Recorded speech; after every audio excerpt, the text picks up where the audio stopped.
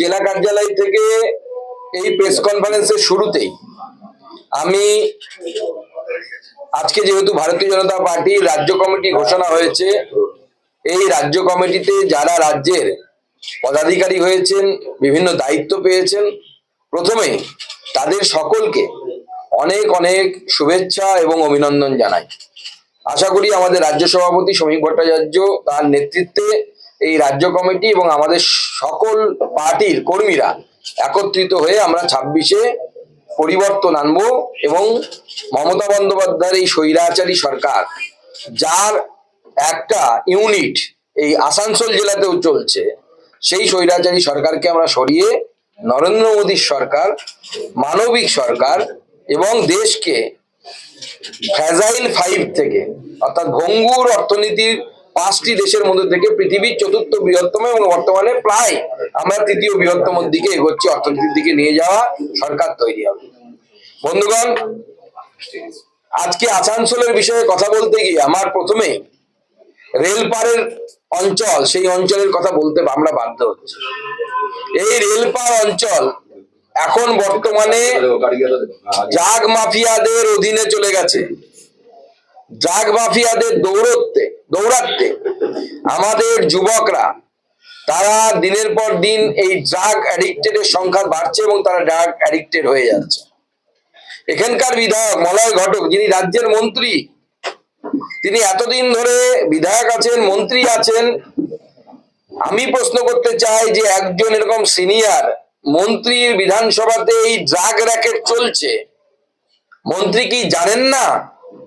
কানে তেল দিয়ে ঘুমোচ্ছেন নাকি পুলিশের মাধ্যমে এই ড্রাগ মাফিয়াদের পয়সার ভাগ মন্ত্রী বা তার ভাইয়ের কাছে পৌঁছয়? কারণ আমরা যেরকম শুনেছিলাম হাতির 2 রকমের দাঁত হয়, একটা দেখানোর, একটা খাবার। আসানসোলের এই মন্ত্রীর ওরকম 2টো মুখ আছে, একটা নিজের মুখ আর একটা ভাই হচ্ছে অভিজিৎ ঘটকের মুখ। খাওয়ার জন্য উনি অভিজিৎ ঘটকের মুখটাই ব্যবহার করে বলে আসানসোলের মানুষের অভিযোগ। আজকে আসানসোল কর্পোরেশনের পার্কিং প্লাজা, যেখানে গাড়ি রাখার কথা, তা বর্তমানে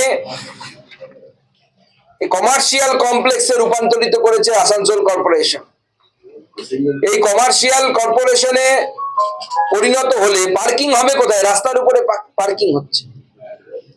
গত কয়েকদিন আগে, সম্ভবত কালকে ভিডিওটি বেরিয়েছে, আমাদের রাম মারান্ডি, একজন আদিবাসী যুবক, তৃণমূল কংগ্রেসের কোন একটি প্রকল্পে রাস্তা বা কিছু ছিল, সেখানে নারকেল ফাটাতে গিয়ে জয় শ্রীরাম বলেছে বলে তাকে জয় বাংলা বলার জন্য চাপ দেওয়া হয়েছে। এবং জয় শ্রীরাম কেন বলেছে?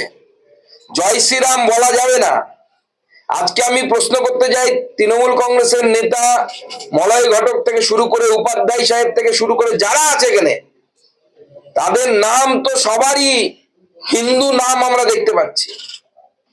তো জয় শ্রীরামের নাম কি তারা ফতোয়া জারি করেছে যে জয় শ্রীরামের নাম বলা যাবে না? একজন আদিবাসী ভাই সে জয় শ্রীরাম বলেছে বলে তাকে এইভাবে হেনস্থা করা হয়েছে। শুধু তাই নয়, এই আসানসোল জেলা বহু আগে থেকে ভারতীয় জনতা পার্টি এই পশ্চিমবঙ্গে প্রথম যখন সিট জেতা শুরু করে, দার্জিলিং এর পরই এই আসানসোল জিততে শুরু করে। বাবুল সুপ্রিয় তখন এখানে আমাদের সাংসদ ছিলেন। সেই আসানসোল বরাবরই হিন্দুত্বের মাটি, হিন্দু সেন্টিমেন্ট এখানে কাজ করে। সেই জায়গাটাকে কিভাবে ল্যান্ড জিহাদের মধ্য দিয়ে এবং মুসলিম তোষণের মধ্য দিয়ে, অ্যাপিজমেন্ট পলিটিক্স এর মধ্য দিয়ে সাম্প্রদায়িক শক্তির হাতে তুলে দেওয়া হচ্ছে, তার কয়েকটি নিদর্শন আপনাদের সামনে আমি আনতে চাই। আপনারা জানেন, আসানসোলের মানুষ জানেন। আমরা যদি দেখি যে একের পর এক জায়গায়, সেটা রাহালেন হোক বা অন্য কোনো জায়গায় হোক, বিশেষ করে আমাদের এই মন্ত্রী সাহেব, তার যে 2জন ঘনিষ্ঠ ব্যক্তি, একজন নান্নে আর একজন মিস্টার, এই নান্নে এবং মিস্টার, তারা হিন্দুদের জমি জোর করে কিনে নিচ্ছে। এটা ল্যান্ড জিহাদ। জমি কেনাটা না পরে কথা, এটা ল্যান্ড জিহাদ চলছে। আসানসোলের ভেতরে মিনি পাকিস্তান বানানোর একটা চক্রান্ত চলছে। চলতে পারে না, ভারতীয় জনতা পার্টি যতদিন আছে আমরা চলতে দেব না।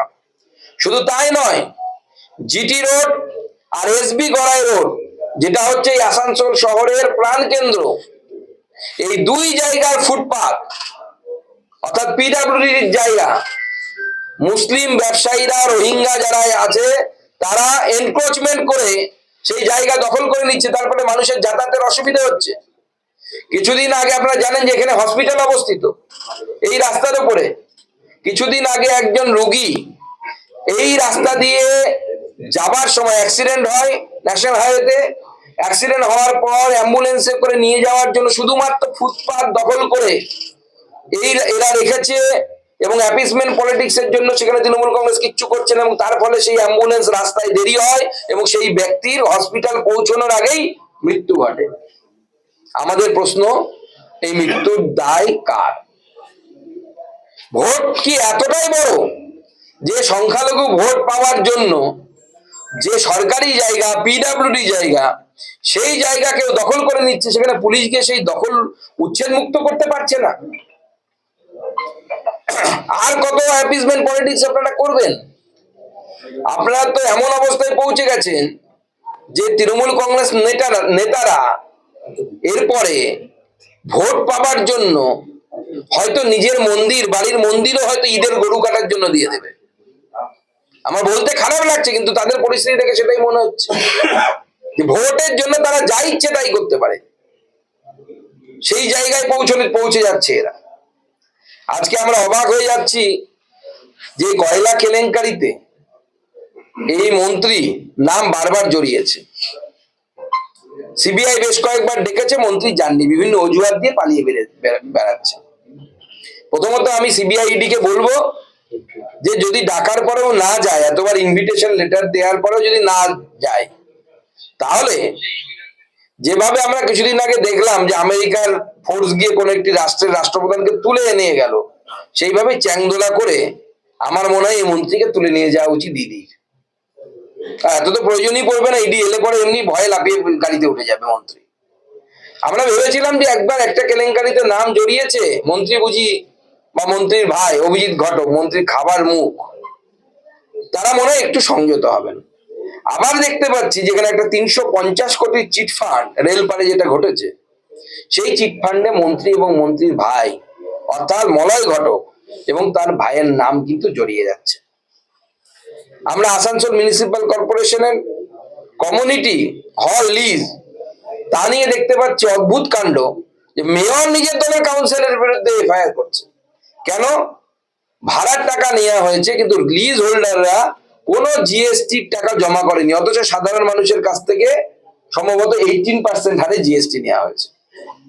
তো সেই জিএসটির টাকা যদি নেওয়া হয়ে থাকে, তাহলে সেই টাকা কেন জমা করা হয়নি, এর জবাব তৃণমূল কংগ্রেসকে দিতে হবে। তৃণমূল কংগ্রেসের মাননীয় মুখ্যমন্ত্রী এবং এই ভাইপোর সাগরের যারা এখানে বসে আছে, যারা কয়লার টাকা তুলে ভাইপোকে পাঠায়, কয়লার টাকা যাদের হাতের মাধ্যমে ভাইপোর কাছে গেছে, কারণ এই আপনাদের যে কয়লা মন্ত্রী আছে, এই কয়লা মন্ত্রী এক সময় গাড়ি করে টাকা পৌঁছে দিত, আমাদের কাছে খবর আছে।